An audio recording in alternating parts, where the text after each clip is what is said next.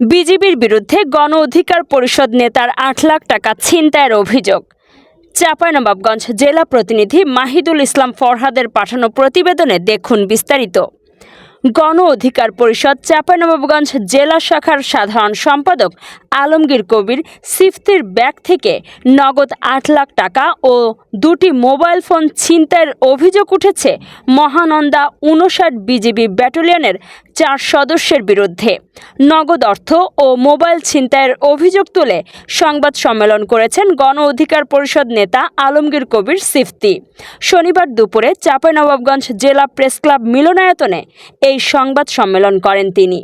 এ সময় ব্যাটালিয়ন ক্যাম্পে ওই নেতাকে ডেকে ভয়ভীতি ও মামলার হুমকি দেওয়ার অভিযোগ উঠেছে। সংবাদ সম্মেলনে গণ অধিকার পরিষদ নেতা আলমগীর কবির সিফতি বলেন, গত বৃহস্পতিবার জমি বিক্রির ৮ লাখ টাকা নিয়ে ব্যাংকে জমা দিতে যাওয়ার সময় কানসাট পল্লী বিদ্যুতের সামনে ৪ জন বিজিবি সদস্য আমার মোটরসাইকেলের গতিরোধ করে। এ সময় তারা ব্যাগে কি আছে জানতে চেয়ে সেটি আমার কাছ থেকে নিয়ে নেয়।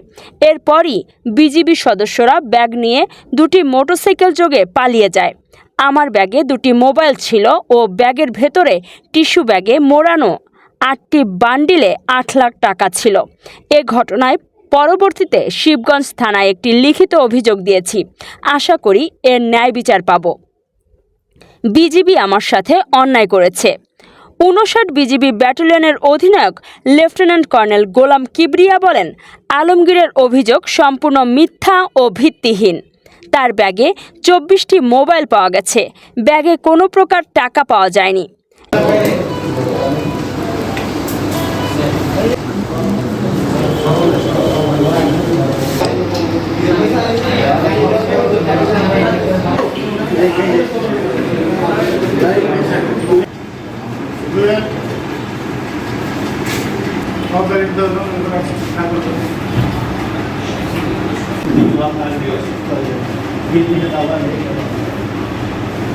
জীবনে অনেকের প্রোগ্রাম দেখেছি।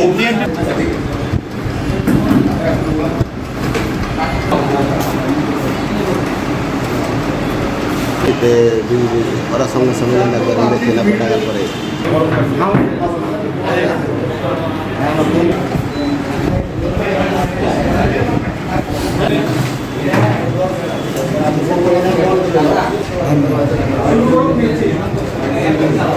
বিষয়বস্তুগুলো তুলে ধরবেন। আমি চাই যে উনি তার ৪ জন বিজিবির পালিয়ে যাওয়া ভিডিও সিসিটিভি, এমনকি বিজিবি সদস্যরা তাকেও আটক করতে পারেনি, কারণ ব্যাগ ফেলেই তারা পালিয়ে যায়।